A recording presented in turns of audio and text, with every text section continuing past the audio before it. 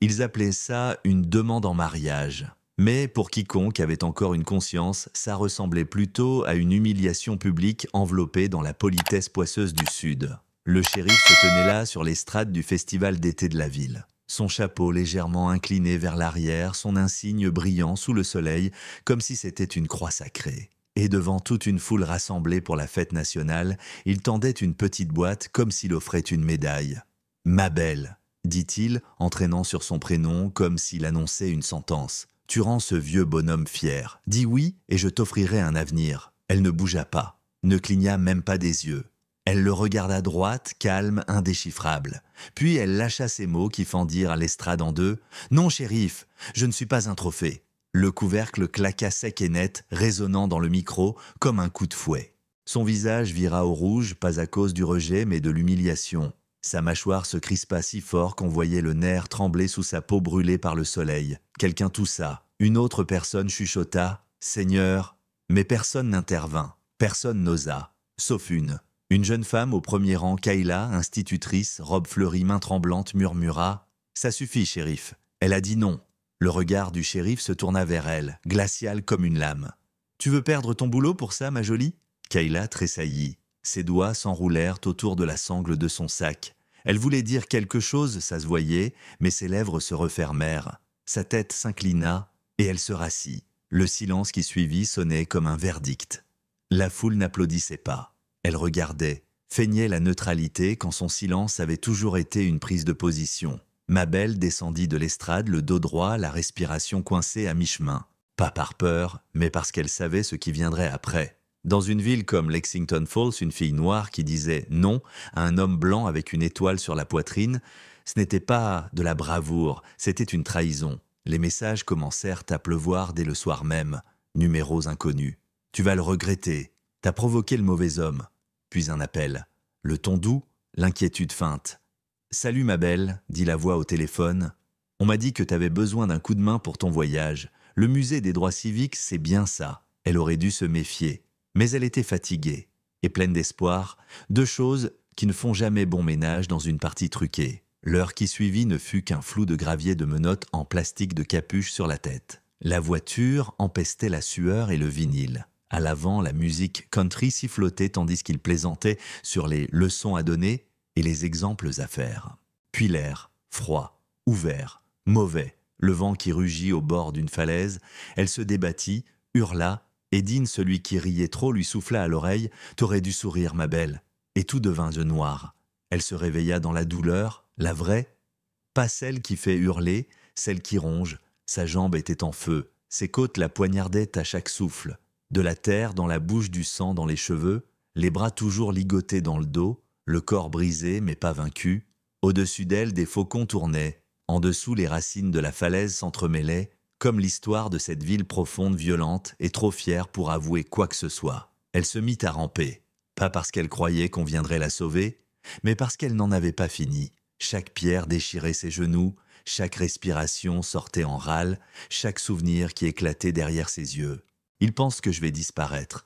Elle se souvint de l'entraînement, des années plus tôt, quand elle s'était engagée sous un faux nom juste pour échapper au poids du vrai. Les matins en camp, le sang craché dans la boue, un sergent lui avait dit qu'elle n'irait jamais plus loin que soldat de base avec son attitude. Elle n'avait rien dit, elle avait juste travaillé plus dur, porté 2 fois plus de charges, pris 2 fois plus de coups, et elle avait fini par dépasser chaque garçon qui l'avait méprisée.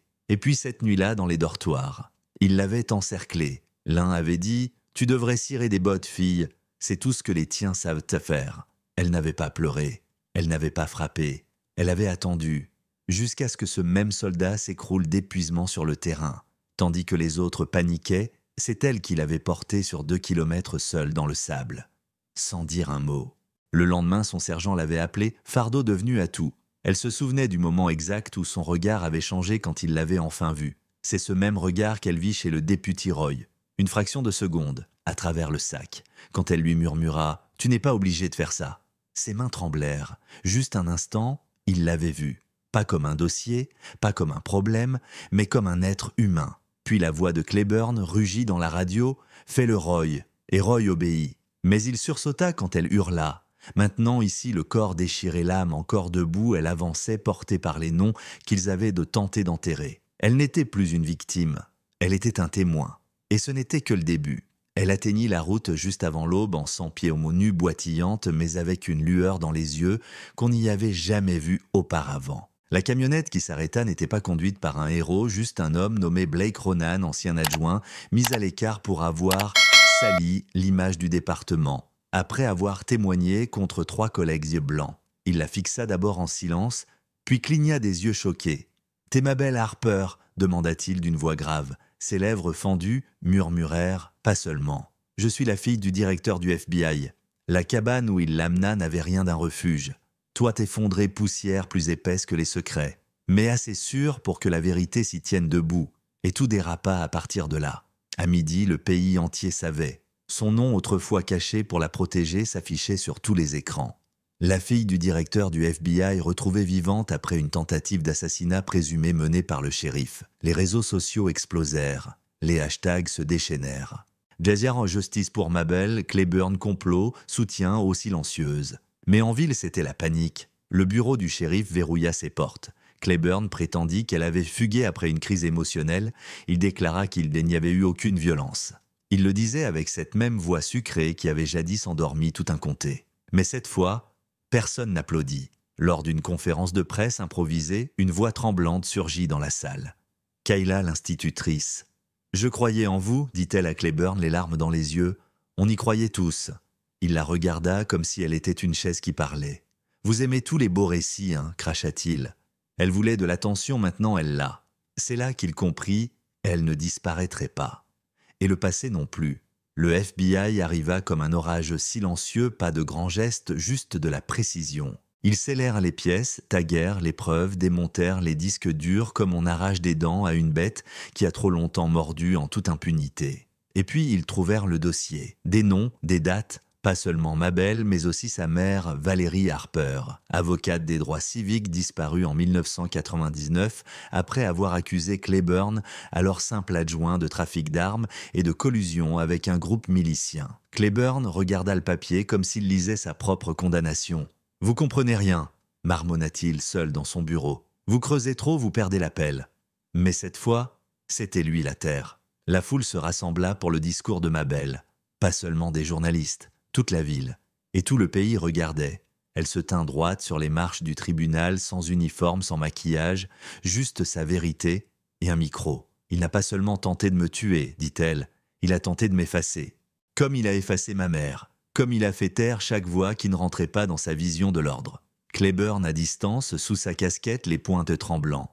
Il ne broncha pas quand on cria « Lâche !» Mais quand un petit garçon demanda « Est-ce qu'il ira en prison ?» Il cligna des yeux, et quelque chose se fissura en lui. De la culpabilité, non, et de la rage. Il fonça vers l'estrade, mais les agents du FBI l'arrêtèrent en net. « C'est terminé !» lança l'un d'eux. « Non, vous êtes terminé !» hurla Claiborne, crachant chaque mot. « Vous pensez avoir gagné. Vous avez allumé un feu que vous ne pouvez pas éteindre ?» L'agent ne broncha pas. « On n'est pas là pour éteindre le feu. On est là pour exposer la pourriture. » Des semaines plus tard, au tribunal, les chefs d'accusation s'empilaient comme les corps de ces mensonges, tentatives de meurtre, conspiration, séquestration, obstruction, à la justice, violation des droits civiques. Le jury mit 2 heures, coupable, sur toute la ligne. Mais le coup de grâce ne vint pas du verdict.